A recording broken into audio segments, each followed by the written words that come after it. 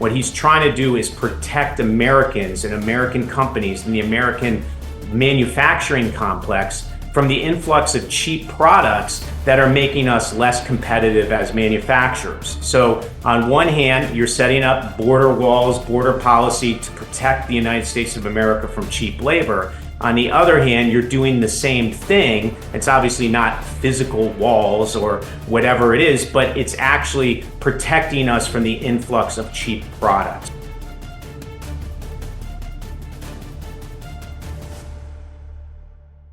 China and the U.S. remain locked in a trade war, and one that appears to be escalating too, though that really comes as no surprise. As CNN reported Thursday, quote, Trump doubled tariffs on all Chinese imports to 20% as of last week. In response, China has announced a fresh round of retaliatory tariffs covering U.S. agriculture imports, which took effect on Monday.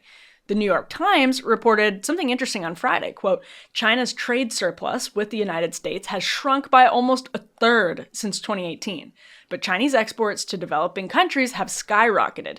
China now sells 11 times as much to Mexico as China buys from it. Those sales include Chinese auto parts assembled in Mexico in cars designed for dealerships in the United States.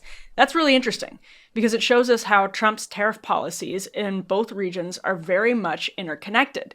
There's an enormous amount of uncertainty in the markets again this week, which is obviously causing some panic in the media and elsewhere. So where does all of this end? Let's turn now to media executive, author, and professor at the University of Southern California, Chris Fenton. In his book, Feeding the Dragon, Chris explains how he spent years helping Hollywood move into the Chinese market and actually came to regret it. He knows this issue inside and out, so I'm pleased now to welcome Chris to Undercurrents. Chris, thank you for being here. Oh, it's always a pleasure and an honor speaking to you. I always feel a little smarter by the end of the discussion. Well, likewise. And if you haven't read Chris's book, make sure to check it out. It really helped shape the way that I saw a lot of these issues. And Chris, just starting with this phase of the quote-unquote trade war between the United States and China, I'm curious what you make of it, because there was the first Trump administration trade war. There was the Biden-era trade war, which actually seemed to continue a lot of the policies of the first Trump administration. And now Trump is sort of doubling down on tariffs with China. China is retaliating in its own way. So very complicated sort of table setting, but can you give us just your reaction to what's happened in the last couple of weeks? Yeah, I would definitely say a catalyst to all this tariff protectionist policy conversation and policy change has to do with our long relationship with China and how imbalanced that got. Obviously, we're seeing a lot of that spill over to various other countries that we have major trading dynamics with. But really, the root of all this starts with the U.S.-China relationship, because there's just so much trade ongoing between the two countries. And one country, unfortunately, for the past 30 to 40 years has really taken advantage of us. So if you look at where we're at today, I think I try to see through a lens that's a little different than, say, a lot of people trying to parse out what Trump is doing and trying to figure out, is it in the best interest of America? But I can 100% say that what he's attempting to do is in the best, it's going to have the best benefits for the United States over the long term. But one of the biggest issues in terms of how we negotiate this with the American public is really properly messaging why it's going to benefit everybody in the long run, and essentially say how we need to stop looking at some of the gauges, i.e. the stock markets, to gauge whether we're actually doing well as a country. Because as we know, the disconnect between Wall Street and Main Street is rather extreme, yet everybody still uses the stock market as that scoreboard. Can you actually go deeper into that point? That is really interesting, because as we're speaking, there's all kinds of hysteria over the stock market, and understandably so. But it's also true that people in media bubbles and elite spaces tend to be more invested in stocks. It doesn't mean it doesn't benefit average Americans. Of course it does. But there is a disconnect, to your point. And I'm really curious to see how you see that, especially in the context of the China tariffs. Well, one of the things I've learned through my career is the art of storytelling. I mean, that's what Hollywood is. And I've utilized that in various capacities when running companies, telling the story of what our business is and trying to figure out the best way to do that so it brings extra value to what we're doing. The same case now where I consult for various companies, not just on business strategy, but how they portray what their business strategy is. So what Trump is doing is really no different. I think number one, you got to have, in order to communicate your business strategy properly, you should probably have a good business strategy. Underneath it, there's got to be something of substance that's actually you truly believe is constructive for whatever your endeavor is. I would say if you look at what Donald Trump wants to do, he wants to rebalance a lot of the trade dynamics around the world that have been completely unfair to the United States of America. So he's got that substance. So how is he relating it to the average American? That's where we're getting a little lost, right? So if you look at the stock market issue, right now, I would say that the people that are on the opposite side of the equation are using the stock market as a gauge to say, hey, look, everything he's doing is wrong. But I might say something different, which is really, if you look at what he's trying to do with protectionist policies, with trade policies, with export tax controls, et cetera, on various products coming into the United States, it's the exact same thing that he already dealt with it when it comes to the border. The only difference is that what he was protecting with the border on a variety of different levels, obviously there's national security issues, but he was also protecting the influx of really cheap labor that was inundating our country and taking jobs away from United States citizens.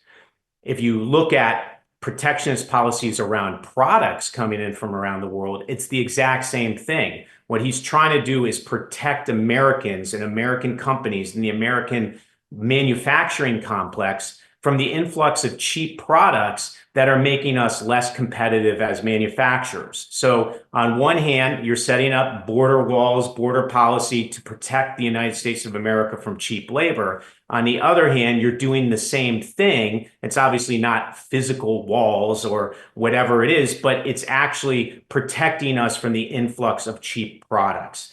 The exact same long-term benefits occur with both.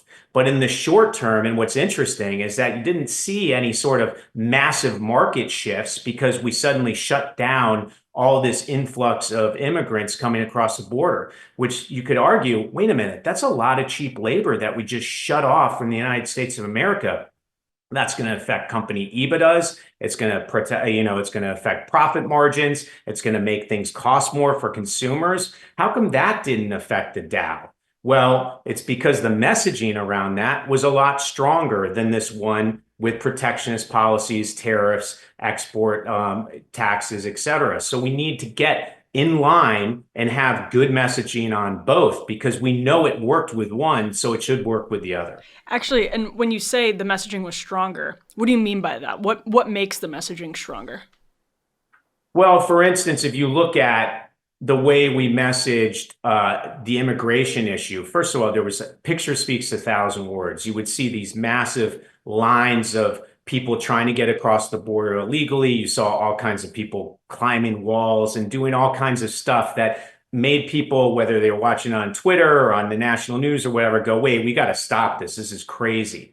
Number two is you started hearing stories about how we were paying so much money, so much taxpayer money to fund all these illegal immigrants in the country. There was obviously a counter argument, which was, well, it's racist to not allow them in, or it was inhuman, or whatever that was. But eventually the groundswell got so big because the problem got so big on the we need to fix this problem side of the equation that people started to feel like we could get this done and it was the right thing to do.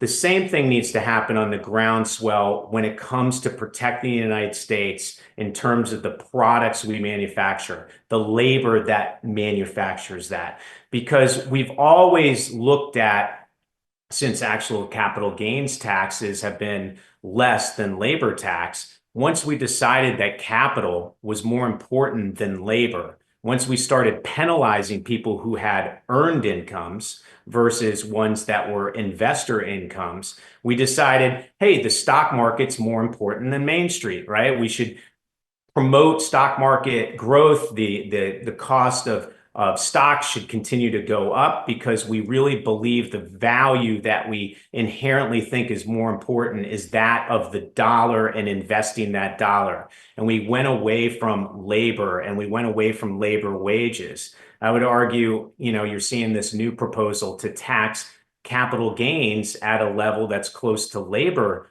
earned income level, which I think is quite fair. But that argument sounds like you're trying to penalize capital. I would actually argue, hey, you know what? We want to make it more fair for labor. We want to make it more fair for earned income. So we're going to lower the earned income taxable rate so that it's equal to that of capital, right? And then suddenly you're going to be like, well, we can't fund the budget, blah, blah, blah. And then you go, well, why are we penalizing people for working versus investing? We need workers, we need labor. So maybe we compromise and raise capital a little bit and bring down earned income tax levels, right? And get them even, because it's ridiculous to penalize people who work hard for a living. So it's a long-winded way of saying what we're trying to do on protectionist policies, the tariff policies, the same things we use to protect our infant industries back at the beginning of our own industrial revolution, which, by the way, Alexander Hamilton was right smack in the middle of putting those protectionist policies together. That same benefit that will create for the United States of America is one that we've already executed on labor coming across this country's borders illegally. So we just need to define it better for the American people so they can understand it and support it. Because right now we're losing that battle if you're on the battle of Trump's side of policy. It's all about the stock markets. It's all about he's annihilating the economy, which we know is not the case. But yes, markets are coming down. They're coming probably down to a healthy level. But we need to stop talking about that and bring the argument to an area where all Americans can agree on.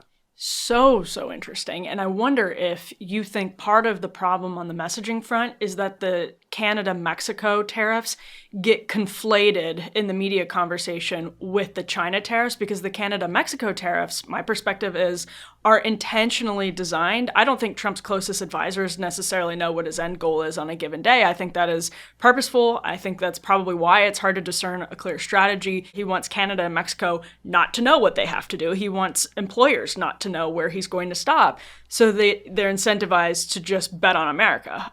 That's sort of what I think is happening. You may have different thoughts on that. But when the media talks about tariffs, the China tariffs, I feel like, are almost an afterthought to the drama of Canada and Mexico. And people sort of have conflated his strategies on both paths. And maybe that's partially his own fault. What do you make of that dynamic, Chris? Well, it's a great question. And obviously, I'm not an expert on US-Canada trade. However, I do consult and work for the Trade Commission up there on Hollywood's dynamic with Canada. So I know a little bit about it. But I will say it's a little confusing, even to me, to understand exactly what he's doing there, except I'm watching the reaction and the effect on some of the stuff he does. So in a way, the big underlying problem, the culprit of all of this is obviously the US-China relationship. So there's that piece of policy that's ongoing. But then you have this US-Canada issue, you have the US-Europe issue, where everybody's scratching their heads and going, wait, why are we doing this? But if you look at half of the things that he throws out there, it seems that almost immediately they create an effect where it starts to rebalance whatever was wrong between the two countries in question, whether it's the US and Canada or one of the allies here in Europe. So, one example of that is I think he initially said, we're going to tariff the heck out of all auto parts in Canada. And, everybody's like up in arms. And then next thing you know, you saw a deal for one of those manufacturers to move a plant down to the United States of America. Yeah, Honda and Honda Civic in Indiana. Exactly. So if that's the plan, is just to create massive noise and chaos as a part of a negotiation that ultimately has an end means that benefits the United States of America, yeah, we can debate whether his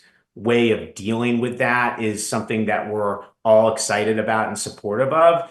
But if the actual end result helps us, then I guess we can live with it. And for sure, if you voted for him, you're going to be fully supportive of it. So I think in that case, he probably has to stay a little quiet about what those goals are with some of these head scratching sort of, blustery moves, mainly because if he actually reveals his cards, then the other side is going to go, oh, he's just saying that to get us to do X. So I think if anything, maybe say a month down the road, he goes, hey, remember all those things that you were saying, well, I was a terrible president about, and you couldn't believe I was doing this to our ally? Well, guess what? Look at these 10 things that all of that achieved. And I'm wondering also how you react to China's response here, because part of your story is that you actually know the business community in China fairly well because of your own background, and they've been retaliating with tariffs of their own. So do you have a prediction on sort of where this goes in the weeks and months to come? That is the $1 trillion question, of course, but knowing what you know, how are you interpreting the back and forth here? Well, I think it's helpful now that one of his biggest advisors, which is Elon Musk, is starting to see the ramifications of this reckless capitalism we've had between the two countries. Because even he, with Tesla in China, is starting to get his butt kicked by various domestic competitors like BYD, which essentially have the same exact technology that he had over there 15 years ago that now they're using in their cars and accelerating the development of because they stole it at some point during the equation. So he's starting to feel it. Everybody else has. I mean, Nike has huge competitors like in Li Ning, for example, which has caused Nike's stock price to go from 130 down to what, $75 today. You've also seen it in Hollywood where we used to be 80% of every dollar that was made in that box office. Now we're down to about 8%. We're also seeing incredible phenomenons like Ne Zha, which is the sequel to that animated movie, which made over 2 billion US dollars in that market, utilizing a lot of the technology, post-production, animation, innovation that we've made here in the US in making that film. Why? Because in order to get access to that market, we had to trade a lot of our technology, IP. We had to sort of look the other way when it was being stolen. We had to train Chinese operatives and various other parts of their industry on the process that we use to make these films. And essentially, we've created our greatest competitors. So if you're looking at the dynamic between the US and China, Trump has definitely said enough is enough. Xi Jinping knows that. And the question is what kind of equilibrium can we find at some point in the equation? Because right now it's hard to tell exactly where the tariffing and the protectionist policies are going to accelerate and how big they're going to get. But at some point, they're going to hit a very sort of strong correction mode. Xi is going to relent on half of them. And then suddenly we'll probably start to bring those down. Because we even seen, and I guess I'll say the silver lining in the equation, but there's been, since I would say 2001, since I started going over there, the 39 times I've been there, I have seen maximum tariffs on certain products and services come down from, say, 3,000%, which, believe it or not, was a tariff that existed for a long time, down to, say, 528%. And then the average tariff on any good and service is probably around that 10% mark, but that doesn't include export taxes, which is another way that they essentially tariff us without calling it a tariff. For instance, Hollywood tickets. If we sell a certain amount of seats to see a Hollywood movie, Hollywood gets 25 cents of every dollar eventually that was made in China. That's half the global norm. Okay. So in a way, their export tax of what we receive from their market is half of what the rest of the world is. So it's really 100% tariff. But it's actually activated on the way out of that money from the market rather than on the way in.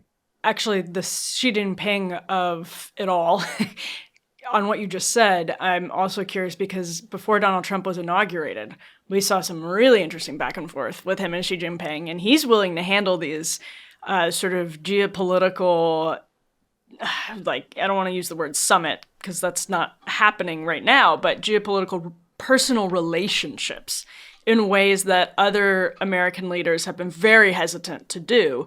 It seems like he actually has an ability to personally negotiate with. There's been some Chinese investment, by the way, in his meme coin, which is interesting. Elon Musk, as you just pointed out, is an interesting figure in all of this, somebody who has significant business in China and significant interest in Taiwan also, by the way.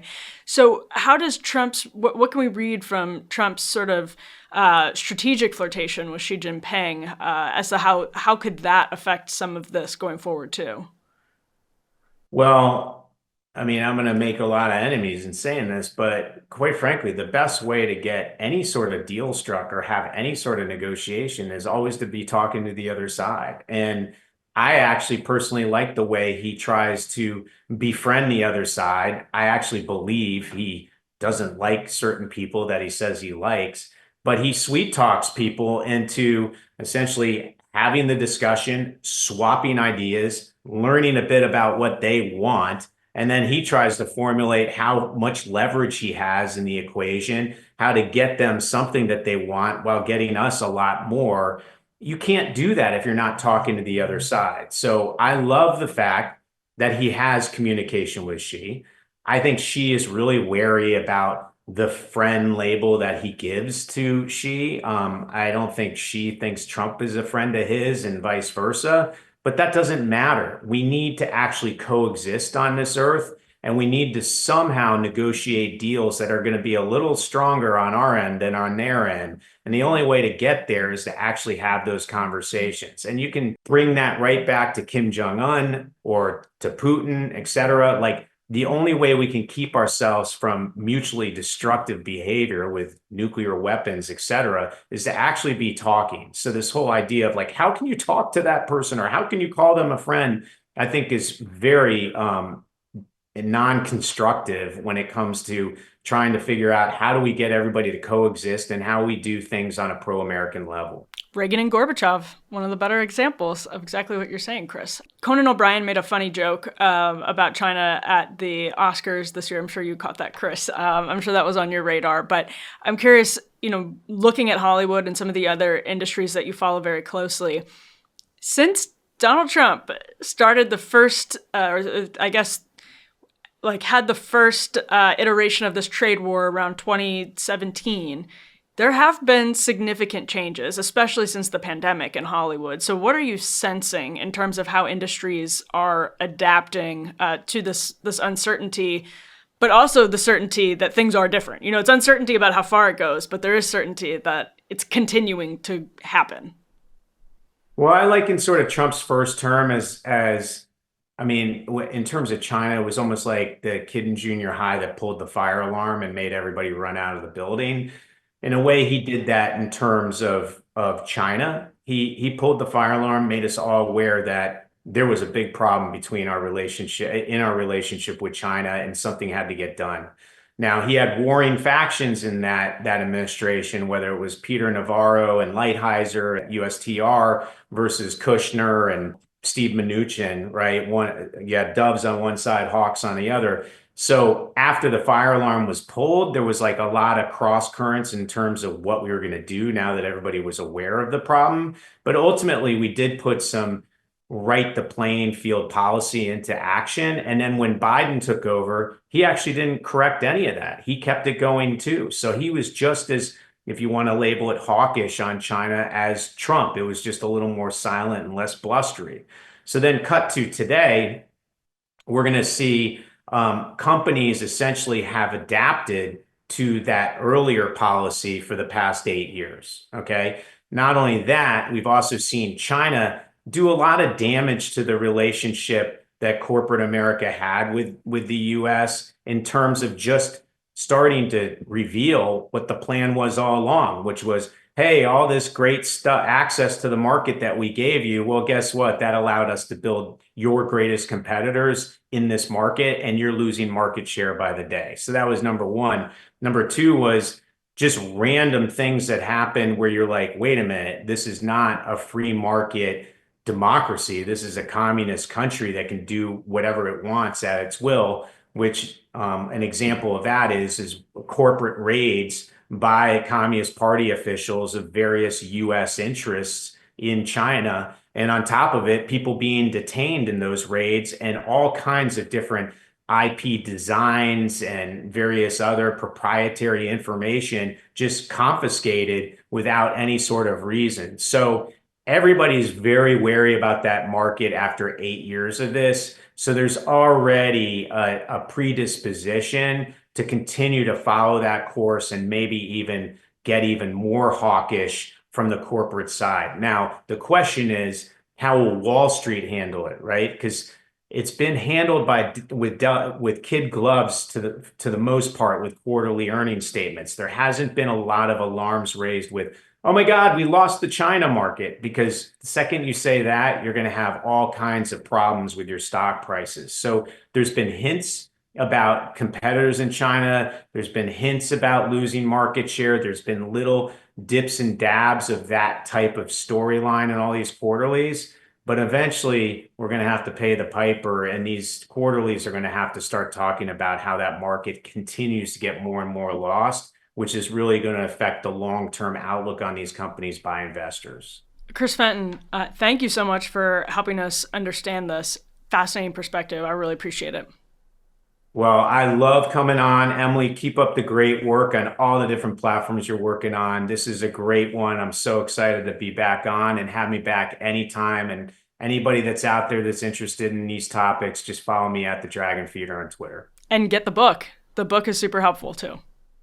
Yes, please. Always happy to get that into soft cover soon. So more hard copies we sell, the better. Fantastic.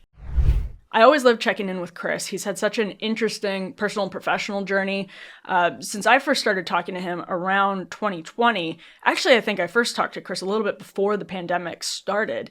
And just watching the arc of Hollywood, sort of along the lines of what he predicted would become problematic for Hollywood, it's been super interesting. So to get his thoughts right now in the first part of the Trump administration, as there is a lot of hysteria and panic and freaking out. And I think, again, for some very understandable reasons, it's interesting. And it's also interesting to hear how he sees, I guess, the difference between the style and the substance, but also an understanding that on tariffs, the style also is the substance, something important to keep in mind. So thank you for tuning in. Make sure you subscribe wherever you download your podcasts, subscribe on YouTube, and over at undercurrents.tv, you get a private email address to talk to us. You get a weekly email from me, and of course, access to premium content, all kinds of good stuff from Unheard. We appreciate it so much. If you head over to undercurrents.tv and at least try it out, it's $1 for your first month. Thank you so much for tuning in, and we'll be back with more Undercurrents soon.